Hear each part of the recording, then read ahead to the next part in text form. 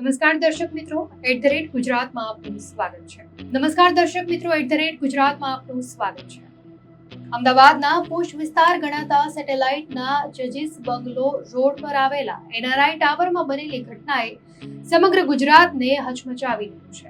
કોંગ્રેસના કદાવર નેતા અને રાજ્યસભાના સાંસદ શક્તિસિંહ ગોહિલના ભત્રીજા યશરાજસિંહ ગોહિલ અને તેમની પત્ની રાજેશ્વરીબાના રહસ્યમય સંજોગોમાં થયેલા મોતથી અનેક સવાલો ઉભા થયા છે.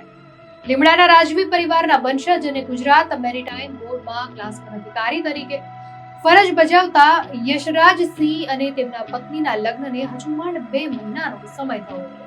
ત્યાં જ એકાએક આ હસતો રમતો પરિવાર વિખેરાઈ ગયો છે. ઘટના બાદ લીમડામાં ગમગીની ભર્યા માહોલમાં તેમના અંતિમ સંસ્કાર કરવામાં આવ્યા હતા, જેમાં રાજકીય અગ્રણીઓ મોટી સંખ્યામાં ઉમટી પડ્યા હતા. યશરાજસિંહને ગાડીઓ અને હથિયારોનો શોખ હતો અને તેમના પિતાના અવસાન બાદ પરિવારની તમામ જવાબદારી તેમના પર.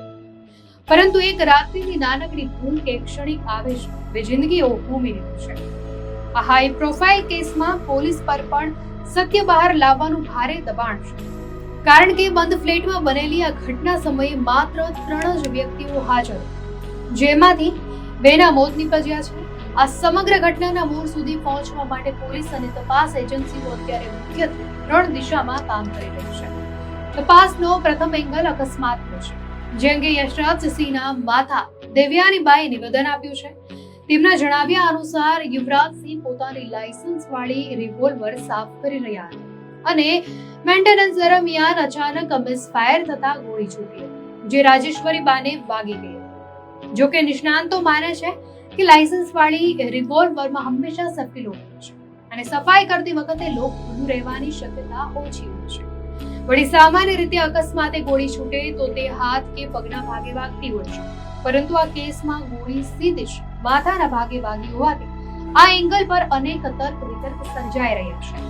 તો બીજી મહત્વની તપાસ ક્ષણિક આવેશ અથવા પારિવારિક બોલાચાલીના પાસા પર છે.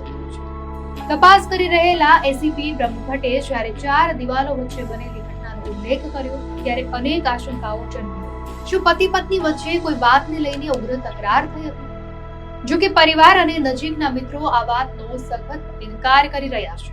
કોંગ્રેસના નેતાઓ અને સ્વજનોના મતે આ કપલ વચ્ચે ખૂબ જ પ્રેમ હતો અને તેઓ ટૂંક સમયમાં વિદેશ ફરવા પણ જવાના હતા. તેમ છતાં પોલીસ એ દિશામાં તપાસ કરી રહી છે કે શું કોઈ કારણસર યશરાજસિંહ આવેશમાં આવીને પત્ની પર ગોળી ચલાવી અને બાદમાં પોતે પણ આત્મઘાતી પગલું ભર્યું કે કેમ?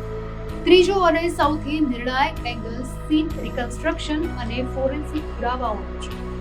પોલીસ અને એફએસએલની ટીમ ઘટના સ્થળ પર ફરીથી આખી ઘટનાનું નાટરૂપાંતર કરીને સત્ય જાણવા મળશે. આ તપાસમાં સૌથી મહત્વનો પુરાવો DSR ટેસ્ટ સાબિત થશે, જેનાથી ખબર પડશે કે બંદૂક ચલાવતી વખતે દારૂગોળાના અંશ કોના હાથ.